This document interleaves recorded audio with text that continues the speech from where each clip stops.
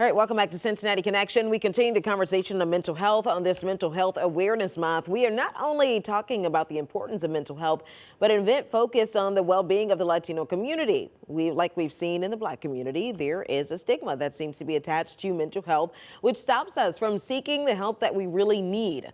The Hispanic Health and Nutrition Examination Survey reported that 28% of Puerto Ricans that live in the U.S. had depression, 13% of Mexican Americans, 10% of Cubans. Joining us again this morning is Dr. Maria Espinola, giving her advice on this one. And also joining us now, Kristy Davis. She's with Community Relations over at UC Health. Thank you both so much for joining us this morning. Absolutely. Now, before we get into the event that you guys are having here, let's talk a little bit more about the stigma that is attached over in the Latino community when it comes to mental health. I mean, are we seeing the same sort of issues and sort of community problems that we have seen in the African American community, because we have the same stigma, those same conversations over on my side? Absolutely. Yeah, so people oftentimes refer to others with mental illness as being too weak or not being able to handle their problems, or they blame them for the issues they have. So yeah, so the stigma can prevent a lot of people from reaching out. Yeah, you know what? I just want to say this, and I know that we all have heard about the Aisha Curry situation. And I said I'd take a look at things from all angles. And I said she revealed a moment of weakness and of low self-esteem, an issue that she was dealing with. And I think that we've had a lot of moments where people in that community, in the African American community and the Latino community, have done such things where they reveal these sort of weak moments about themselves outwardly. Yes. And the reaction has been, sometimes some people are supportive, but for the most part, you have people who are kind of shunning that person.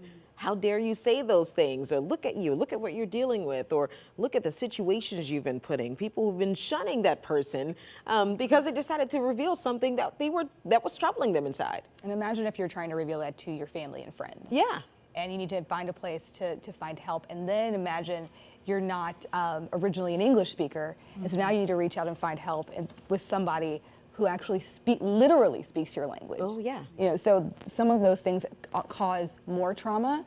And so one of the things that we ask when friends and family, when someone feels strongly enough about that relationship to reveal that information to you, you don't want to cause them further trauma by rejecting them. Exactly. You can help move them forward to find the help that they need, and that's something that's really important to us, in lines both in the clinical realm, but also in the community relations realm with UC Health, and making sure that there are those touch points in the community to be able to get the help that you need. You know what? I didn't even think about this. Their language barrier. We do have people who won't seek help because of that. Right, exactly. Yeah, because the Latino community here is very small, and there are not enough mental health professionals available for the people we have. Yeah. You know, when it comes to you mental health professionals that are available in the Latino community, what is it that UC is doing to make sure they let them know that you're welcome? We have people that can listen to you, and they hear you, and they can understand you. Well, that's why we're so excited about this community conversation. We do a series of community conversations at UC Health through the Community Relations Department throughout the year. And we had some leaders in the Latino community come to us and say, listen, this is something that our folks are really dealing with, and Dr. Espinola can speak to this. The traumas are different. Yeah. You know, you have different experiences depending on which community you're attached to. And so we thought, well, okay, we absolutely want to talk about this, but then how do we speak the language? And we're literally going to speak the language. This community conversation is fully in Spanish, an entire panel of Spanish speakers. Our moderator is a great leader in the community, Alfonso Cornejo, who is the leader of the Hispanic Chamber. He's going to moderate this event. So it's a place where folks can come and feel safe and welcome and learn more about the resources that do exist to reach out to them. And we're even having it at Roberts Academy. It's on May 22nd from 5 to 7. And Roberts Academy is a real great kind of community hub where folks can come and feel that they're at home in their own space and can learn about this information. Well, we'll talk about this, the traumas in the Latino community. Yeah. So all around Latin America, people have experienced all different types of trauma, which involve political violence, torture, sexual assault, physical violence, living under military dictatorships. So very severe, extreme types of trauma. So I have treated survivors of all those traumas. Before coming to Ohio, I lived in Florida, I lived in Massachusetts. So I had access to a greater number of Latinos who live in the U.S. now. And then, so we have the trauma they experience in their native countries, and then we have the trauma they experience while coming to the U.S., where they were coming from Cuba or crossing the border. So assaults that happen there, human trafficking, exploitation, and then the traumas that they experience here, because they came here with a lot of hope and dreams, and they went oftentimes risk their lives to come here. And oftentimes they face very strong discrimination and oppression and difficulties adapting to the culture, and also economic and financial barriers. Yeah, you know what? I am a person who follows along with everything that is happening in the Latin American community. Most recently, what's going on in Venezuela. And I did not think about what trauma, how traumatic that experience is once you've walked through this or gotten out of this, even for the people who've lived in America for a very long time and who come from those countries, but they still have to deal with that trauma. So those are the type of things that you guys are hoping to touch on here with this event, right? Absolutely. And we're also going to address, you know, if you are raising young children and you start to see some signs in your young children, what are some of the options for you as well?